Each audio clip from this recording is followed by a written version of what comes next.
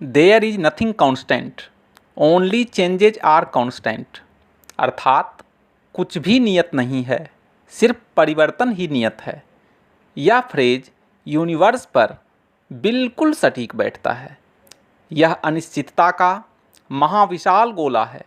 इसके भीतर संभव और असंभव शब्द अपनी सार्थकता खो देते हैं।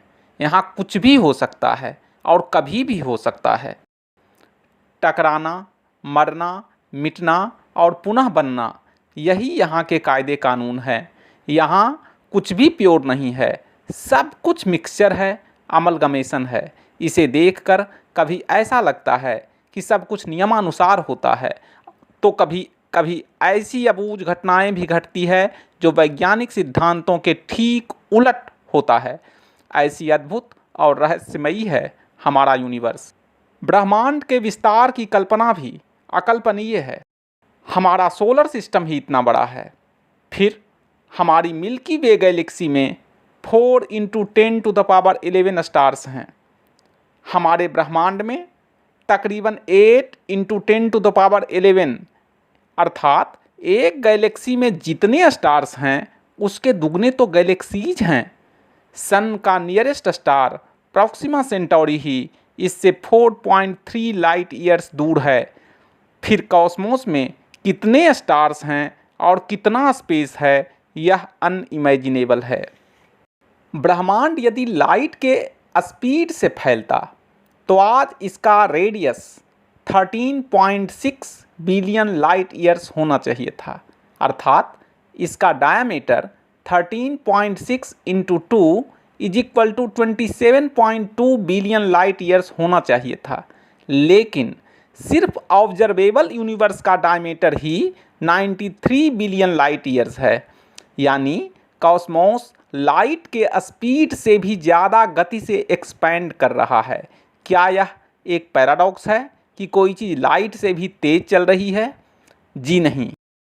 जिस प्रकार ईश्वर ने माया बनाया है लेकिन माया का प्रभाव ईश्वर पर नहीं पड़ता है, उसी प्रकार कॉस्मोस के भीतर प्रकाश बना है लेकिन प्रकाश के गति का प्रभाव स्वयं कॉस्मोस पर नहीं पड़ता है।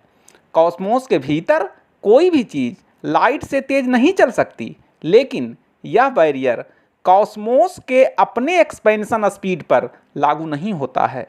तो क्या हम यह कह सकते हैं कि कॉस्मोस 93 बिलियन लाइट ईयर के डायमीटर में फैला हुआ है? जी नहीं, यह सिर्फ ऑब्जर्वेबल यूनिवर्स का डायमीटर है। ऑब्जर्वेबल यूनिवर्स वह होता है जिसके बाउंड्री से आने वाली लाइट को हम डिटेक्ट कर पाते हैं। नॉन ऑब्जर्वेबल यूनिवर्स से आने वाली लाइट इतनी रेड शिफ्टेड, इतनी फेंट हो जाती है कि स्पेक्ट्रम इसे डिटेक्ट ही नहीं कर पाता है।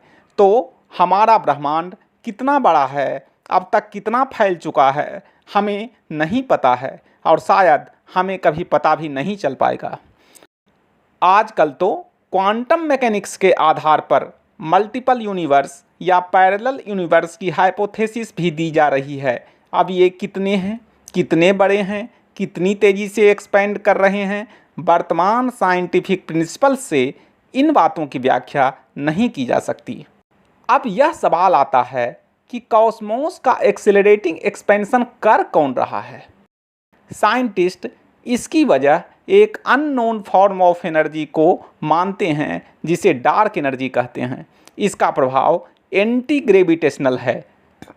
यह कॉस्मोस के टोटल एनर्जी का 68% है।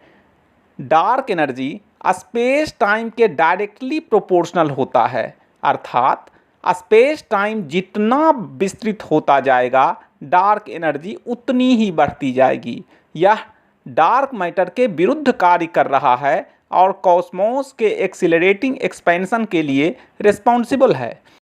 एज ऑफ इन्फ्लेशन से 7 बिलियन लाइट ईयर्स तक कॉस्मोस का एक्सपेंशन स्लो डाउन रेट से होता रहा, क्योंकि तब ग्रेविटेशनल पुल डार्क एनर्जी से बड़ी थी। लेकिन जब स्पेस टाइम पर्याप्त विस्तृत हो गया, तब उसी अनुपात में डार्क एनर्जी भी बढ़ती चली गई और फिर ग्रेविटेशनल फोर्स को एक्सीड कर गई, जिस वजह से कॉस्मोस एक्सीलरेटिंग रेट से एक्सपैंड करने लगा। ऐसा प्रतीत होता है कि डार्क एनर्जी स्पेस में होमोजीनियसली डिस्ट्रीब्यूटेड है, क्योंकि कॉस्मोस का एक्सपेंशन चारों ओर और सेम एक्सीलरेटिंग स्पीड से हो रहा है। अब एक और इंटरेस्टिंग फैक्ट सामने आता है। ब्रह्मांड का टोटल मैटर उसके सारे ऑब्जर्वेबल मैटर जैसे प्लैनेट्स, स्टार्स, गैलेक्सीज इत्यादि के मैटर का योग होना चाहिए था, लेकिन सारे ऑब्जर्वेबल मैटर का सम कॉस्मोस के टोटल मैटर का सिर्फ 15% ही है। तो फिर 85% क्या है? इसे ही डार्क मैटर कहते हैं।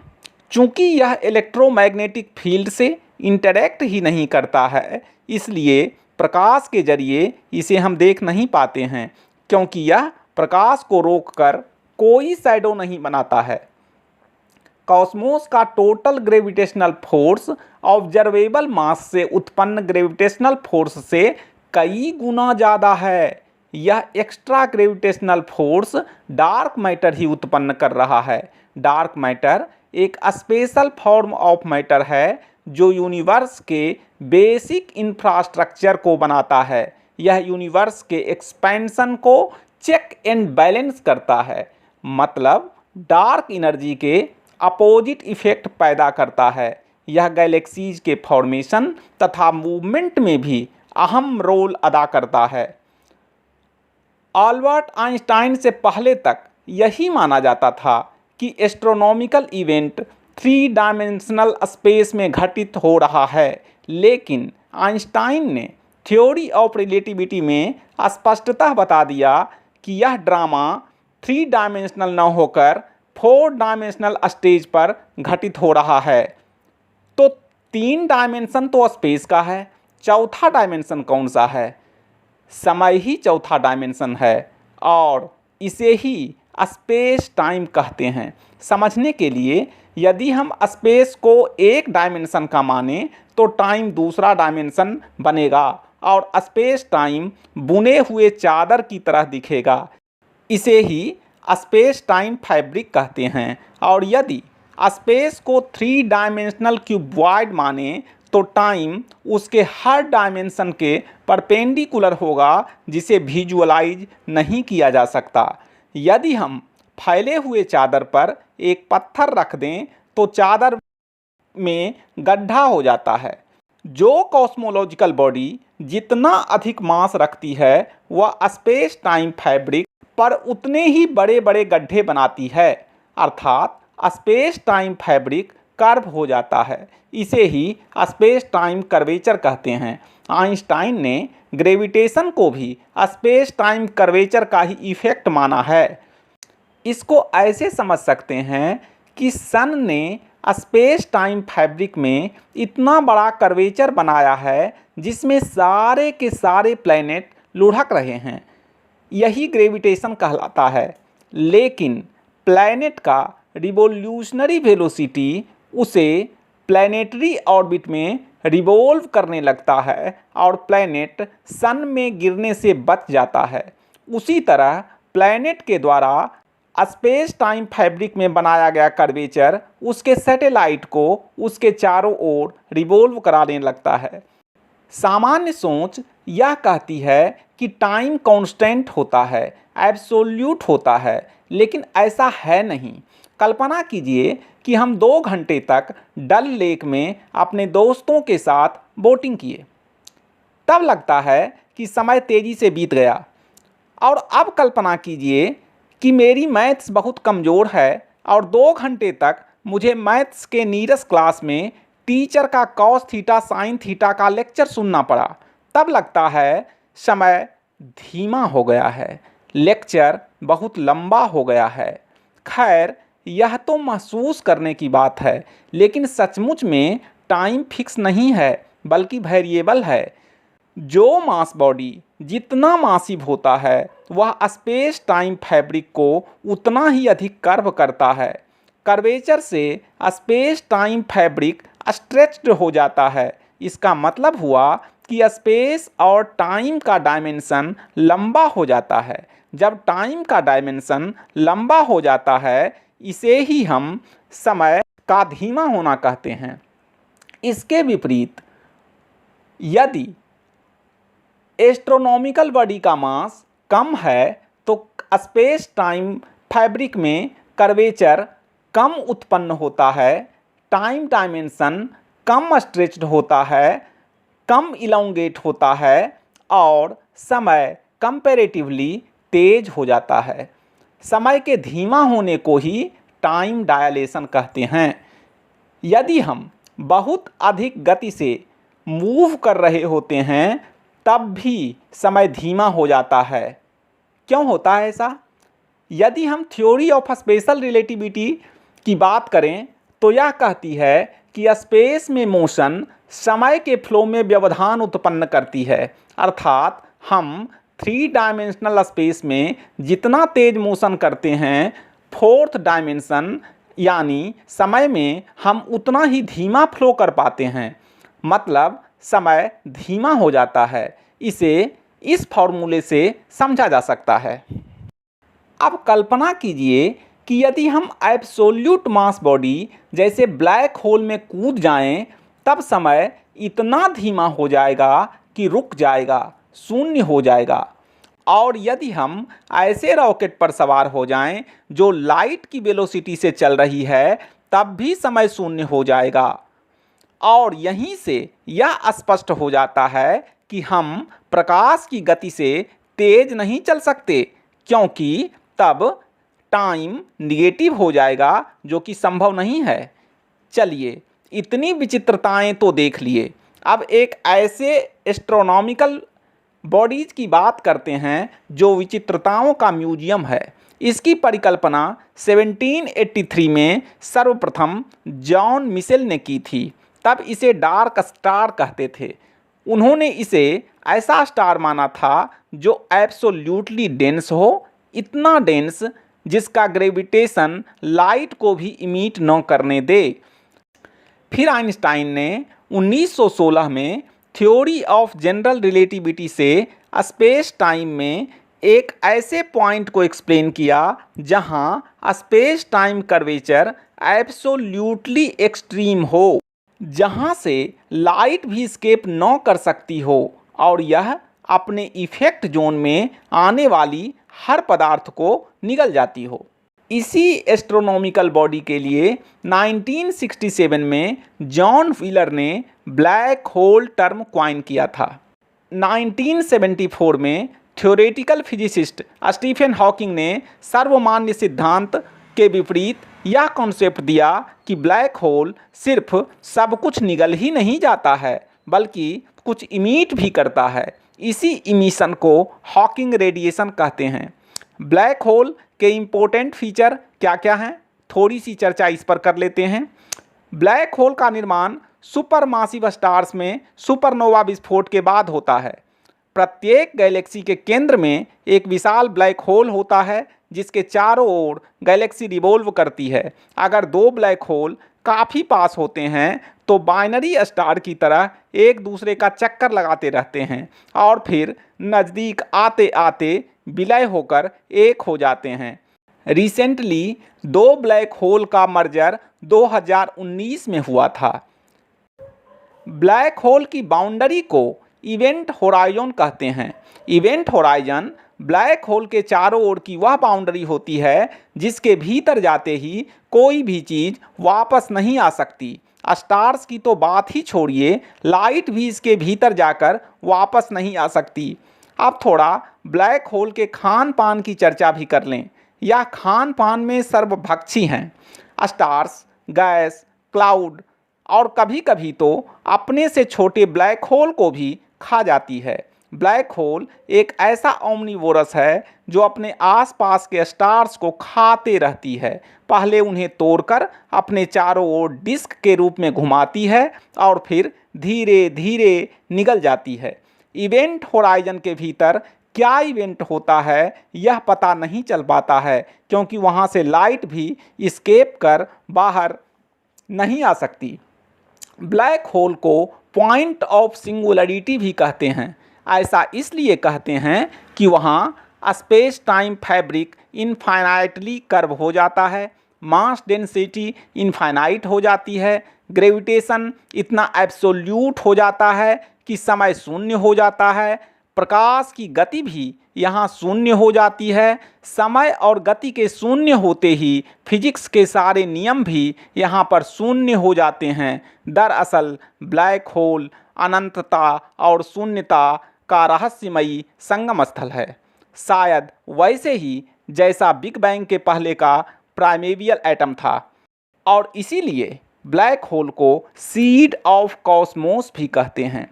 ब्लैक होल के भीतर मैटर क्रंच हो जाते हैं, टेम्परेचर और प्रेशर इनफाइनाइट हो जाते हैं, space time tends to zero हो जाते हैं। लगता है सारे ब्रह्मांड की सारी विविधताएं एक बिंदु पर एकीकृत हो जाती है। इसी सिंगुलर पॉइंट को पॉइंट ऑफ सिंगुलरिटी कहते हैं, जो कि ब्लैक होल ही है। अब सवाल यह उठता है कि क्या ब्लैक होल इमोर्टल है, अमर है? जी नहीं। यदि ऐसा होता तो कॉस्मोस में स्टार्स नहीं, सिर्फ स्टार्स के ग्रेवयार्ड ब्लैक होल के रूप में मौजूद होते।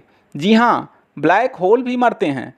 सन 1974 तक यही माना जाता था कि ब्लैक होल कुछ भी इमिट नहीं करते हैं, लेकिन स्टीफन हॉकिंग ने साबित किया कि black hole thermal radiation emit करते हैं, जिन्हें बाद में हॉकिंग रेडिएशन का नाम दिया गया। इसका तात्पर्य है कि यदि ब्लैक होल के आस पड़ोस में स्टार्स न हों और इसे खाने के लिए कुछ भी न मिले, तो भी black hole thermal radiation emit करता रहेगा। धीरे धीरे इसका आकार छोटा होता चला जाएगा, अर्थात इवेंट होराइजन सिकुड़ता चला जाएगा, इसका आकार घटता जाएगा और अल्टीमेटली ब्लैक होल इवेपोरेट होकर खत्म हो जाएगा। ब्लैक होल के जीवन की तरह इसका अंत भी बड़ा विचित्र है। यह शांतिपूर्वक मर तो जाता है, लेकिन मरकर भी एक अशांति पैदा करता है। इसी अशांति को इन्फॉर्मेशन पैराडॉक्स कहते हैं। क्वांटम फिजिक्स यह कहता है कि हम किसी भी इवेंट के पास्ट और फ्यूचर इन्फॉर्मेशन को रिकंस्ट्रक्ट कर सकते हैं। इसे हम simply law of conservation of information कह सकते हैं, अर्थात रिवर्स या फॉरवर्ड इंजीनियरिंग करके हम इवेंट के पास्ट इन्फॉर्मेशन या फ्यूचर इन्फॉर्मेशन का पता लगा सकते हैं। अब हॉकिंग साहब ने यह प्रूव कर रखा है कि temperature of thermal radiation emitted by a black hole is inversely proportional to the mass of a black whole.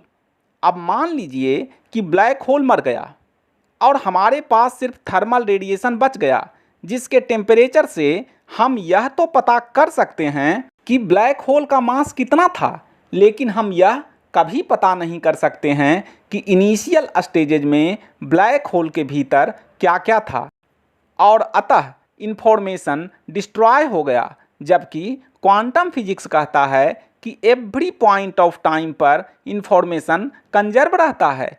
इसी कंट्राडिक्शन को इन्फॉर्मेशन पैराडॉक्स कहते हैं। ब्लैक होल स्मॉल, मीडियम या सुपर मासिव हो सकता है। एक गैलेक्सी के भीतर कई ब्लैक होल होते हैं, लेकिन सबसे बड़ा ब्लैक होल गैलेक्सी के केंद्र में ही होता है। हमारे ब्रह्मांड में millions of millions black hole हैं। ब्रह्मांड विचित्र है और ब्लैक होल तो विचित्रता का संगम। ब्लैक होल कितने बड़े हो सकते हैं? शायद इतने बड़े भी कि हमारा ब्रह्मांड ही किसी इनॉर्मस ब्लैक होल के भीतर बैठा हुआ है। क्या हम अल्टीमेटली किसी ब्लैक होल के भीतर बने कॉस्मोस की, एक गैलेक्सी के, एक तारे के, एक प्लेनेट पे बैठकर ब्लैक होल को ढूंढने की कोशिश कर रहे हैं? अगले वीडियो में मैं आपको सोलर सिस्टम की अनोखी दुनिया में ले चलूँगा। यदि आप ओरिजिन ऑफ यूनिवर्स को देखना चाहते हैं, समझना चाहते हैं, तो हिस्ट्री ऑफ यूनिवर्स पार्ट 1 को देख सकते हैं। यदि आप चैनल पर आने वाले वीडियोज़ के कंटेंट को जानना चाहते हैं, तो हमारा इंट्रोडक्टरी वीडियो विश्व इतिहास की प्रमुख झलकियाँ देख सकते हैं। दोनों ही वीडियोज़ का लिंक डिस्क्रिप्शन में दिया गया है। यदि यह स्टोरी पसंद आई हो तो लाइक और शेयर कीजिएगा, और हाँ, चैनल सब्सक्राइब तो करते जाइए ताकि अगले वीडियो में आपसे पुनः मुलाकात हो सके। तब तक के लिए नमस्कार।